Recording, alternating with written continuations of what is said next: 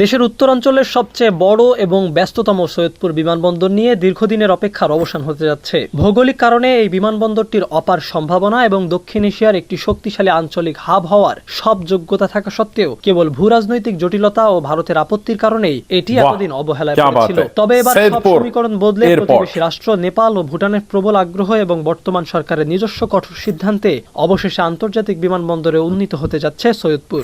अस्सलाम वालेकुम दोस्तों, আমি এহসান খান আর আপনারা দেখছেন এহসান খান ইউটিউব চ্যানেল। আশা করি আপনারা সবাই ভালো আছেন। সৈয়দপুর एयरपोर्ट के बारे में অনেক অনেক বড় खबर है, অনেক বড় ब्रेकिंग न्यूज है, क्योंकि भाई साहब वही सैदपुर एयरपोर्ट है, ये नॉर्थ में वाक़या है कि जो हिंदुस्तान कभी नहीं चाहता था कि इसको इंटरनेशनल एयरपोर्ट का दर्जा मिले।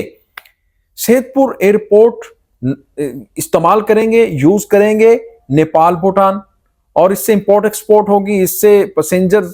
और फिर सैदपुर एयरपोर्ट अगर इस्तेमाल नहीं हो रहा था, किसकी वजह से नहीं हो रहा था? इंडिया की वजह से नहीं हो रहा था। हिंदुस्तान नहीं करने दे रहा था, क्योंकि वो कोलकाता से वो नेपाल भूटान के लिए वो आने जाने का करते थे सब कुछ वहां से, क्योंकि उनको रेवेन्यू बहुत ज्यादा मिलता था, वहां से फायदा, बेनिफिट्स।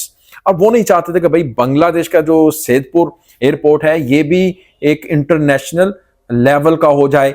वो रोके रखे था, प्रेशर था बहुत ज्यादा। लेकिन भाई साहब अब खबर ये आ रही है कि सैदपुर को इंटरनेशनल एयरपोर्ट का दर्जा लेवल दिया जाएगा, और अब नेपाल भूटान के साथ किस तरह से इंपोर्ट एक्सपोर्ट्स होगी, और मैं समझता हूं कि इसका बहुत ज्यादा फायदा होगा। इससे बांग्लादेश को भी होगा, रेवेन्यू बड़ा जंप करेगा, फिर उसके बाद नेपाल को करेगा, इसके फायदे हासिल करेगा, फिर भूटान करेगा। इसी के ऊपर दोस्तों एक वीडियो क्लिप पर पहले हम वो देखते हैं, फिर उसके ऊपर बात करेंगे। जुड़े रहिएगा, आखिर तक इस वीडियो को जरूर देखिएगा। अगर अभी तक आपने हमारे यूट्यूब चैनल को सब्सक्राइब नहीं किया तो जल्दी से चैनल को सब्सक्राइब कर लें और बेल आइकन भी प्रेस कर दें। 3, 2, 1 एंड।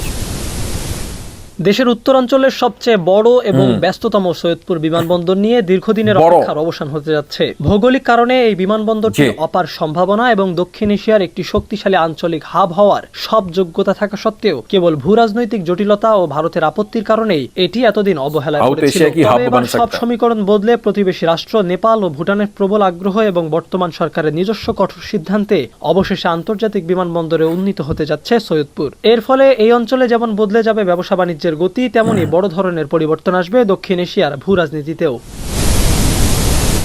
ভৌগোলিক অবস্থানগত কারণে সৈয়দপুর বিমানবন্দরের রয়েছে আলাদা গুরুত্ব। এখান থেকে নেপাল ও ভুটানের দূরত্ব মাত্র 100 কিলোমিটারের মধ্যে। অন্যদিকে ভারতের সবচেয়ে স্পর্শকাতর এবং দুর্বল পয়েন্ট হিসেবে পরিচিত শিলিগুড়ি করিডোর বা চিকেন নেক এখান থেকে মাত্র 70 কিলোমিটারেরও কম। বিশ্লেষকদের মতে মূলত এই কৌশলগত ও নিরাপত্তা ঝুঁকির কথা ভেবেই ভারত দীর্ঘদিন ধরে সৈয়দপুরে একটি আন্তর্জাতিক বিমানবন্দর হওয়ার বিপক্ষে ছিল। পাশাপাশি সৈয়দপুর আন্তর্জাতিক হাব হিসেবে আত্মপ্রকাশ করলে নেপাল ও ভুটানের সাথে বাংলাদেশের সরাসরি যোগাযোগ অনেক সহজ হবে। এর ফলে ভারত এই তিন দেশের মধ্যকার বিশাল অঙ্কের ব্যবসা এবং ট্রানজিট রাজস্ব হারাবে বলে আশঙ্কা ছিল দিল্লির। নেপাল ও ভুটানের নিজস্ব কোনো সমুদ্র বন্দর না থাকায় পণ্য আমদানি রপ্তানির জন্য আকাশপথই তাদের অন্যতম প্রধান ভরসা। কিন্তু এই দুই দেশের বিমানবন্দরগুলো পাহাড় বেষ্টিত হওয়ায় সেখানে বড় কার্গো বিমান ওঠানামা করা অত্যন্ত ঝুঁকিপূর্ণ। মূলত প্রয়োজনীয় পণ্য আমদানি করতে ল্যান্ডলকড বা স্থল বেষ্টিত নেপালকে নির্ভর করতে হয় ভারতের সমুদ্র বন্দরের উপর। কিন্তু ভারতীয় বন্দর ব্যবহারে দীর্ঘসূত্রিতা এবং সীমান্তে পণ্য আটকে থাকা সহ নানা জটিলতার কারণে নেপাল দীর্ঘদিন ধরে একটি কার্যকর বিকল্প রুট খুঁজছিল। আর তাদের কাছে সবচেয়ে সহজ ও লাভজনক বিকল্প হলো বাংলাদেশের সৈয়দপুর বিমানবন্দর। এ লক্ষ্যেই 2020 সালে কাঠমান্ডু ও বিরাটনগর থেকে সৈয়দপুরে সরাসরি বিমান চলাচলের আনুষ্ঠানিক প্রস্তাব দিয়েছিল দেশটি।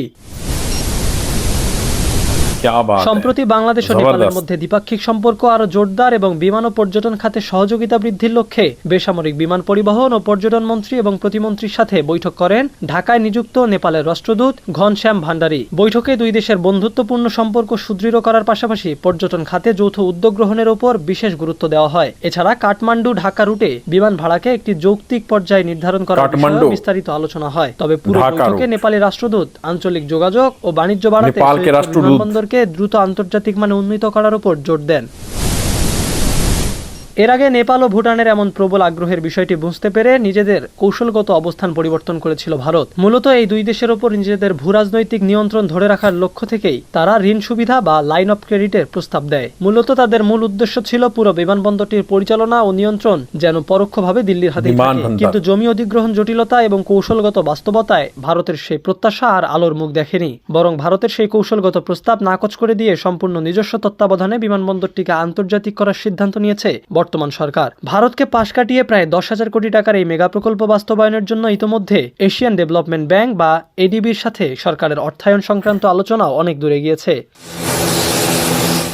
এই মেগা পরিকল্পনা সফল হলে নেপাল ও ভুটানের পাশাপাশি ভারতের বিভিন্ন এয়ারলাইন্সও এই বিমানবন্দরটি ব্যবহারের সুযোগ পাবে, যা থেকে বাংলাদেশ সরকারের বড় অঙ্কের রাজস্ব আয় হবে। অর্থনৈতিক এই বিশাল লাভের পাশাপাশি সৈয়দপুরের এই আন্তর্জাতিক হাব দক্ষিণ এশিয়ার ভূরাজনৈতিক কূটনীতিতেও বাংলাদেশের গুরুত্ব ও অবস্থানকে বহুগুণ বাড়িয়ে দেবে বলে মনে করছেন সংশ্লিষ্টরা। तो दोस्तों, आपने ये वीडियो देखी है किस तरह से जनाब अब बांग्लादेश और नेपाल भूटान के दरमियान जो फजाई राब्ते थे वो और तेज होने जा रहे हैं। इससे पहले उसमें तात्तुल था, ब्रेक था और आसानी के साथ नहीं भी। कोलकाता तो वैसे ही बहुत पहले बिजी है ना, इंडिया का जो कोलकाता का एयरपोर्ट है वहां से जनाब ये जाते थे, नेपाल भूटान इंपोर्ट एक्सपोर्ट्स करता था। लेकिन अब भाई साहब ये जो सैदपुर इंटरनेशनल एयरपोर्ट होने जा रहा है, ये देखें किस तरह से नेपाल के जो राष्ट्रदूत हैं उन्होंने मीटिंग की है और उन्होंने ये बातें की हैं कि भाई इससे हम दोनों मुल्क किस तरह से फायदा उठा सकते हैं, भूटान भी फायदा उठा सकता है इससे। और जो इंडिया की एक दादागिरी मुसलसल चली आ रही थी बांग्लादेश के ऊपर, वो प्रेशराइज बांग्लादेश को मुसलसल करता आ रहा था।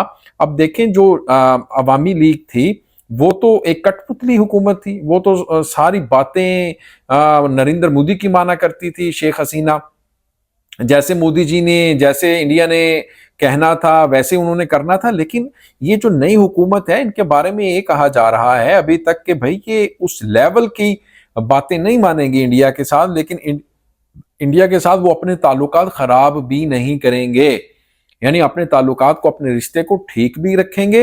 लेकिन इंडिया की जो एग्रेशन है, जो इंडिया का एक बांग्लादेश के ऊपर लगातार प्रेशर है, उसको भी एक्सेप्ट नहीं करेंगे। लेकिन वो चाहेंगे कि बांग्लादेश के साथ इंडिया के ताल्लुकात भी बेहतर रहें। यही वजह है कि अब देखें जो ईरान है वो कह रहा है कि भाई आप इसके ऊपर मजम्मत करें, अपनी पार्लियामेंट के अंदर करें, नया जो वजीर आजम बनाया तारिक रहमान वो करे। हमने आपके 6 जहाज गुजरने दिए आबनाए हुर्मत से, तो आपके मुंह से, आपकी जुबान से कोई एक लफ्ज भी नहीं निकला। वो कह रहे हैं हम बड़ा अफसोस हुआ भाई साहब, हम तो सोच रहे थे जिस तरह से पाकिस्तान खुले अल्फाज में हमारे साथ खड़ा है, मजम्मत कर रहा है, इसी तरह बांग्लादेश भी करेगा, लेकिन उन्होंने नहीं किया। तो मेरे ख्याल में बांग्लादेश को आज़ाद होना चाहिए और ये नहीं सोचना चाहिए कि हमारे नेबर में हिंदुस्तान है, वो क्या सोचेगा। नहीं, इसके ऊपर वो खुले अल्फाज में, खुले शब्दों में बात करे। तो मेरे ख्याल में ये बांग्लादेश की ऑयल जो क्राइसिस है उसके लिए बेहतर होगा। दोस्तों, आपका क्या कहना है इस वीडियो को लेकर के बताइएगा कमेंट सेक्शन में। मिलेंगे आपसे नेक्स्ट वीडियो में, तब तक के लिए अपना और अपने इस चैनल का बहुत ज्यादा ख्याल रखिएगा। अल्लाह हाफिज।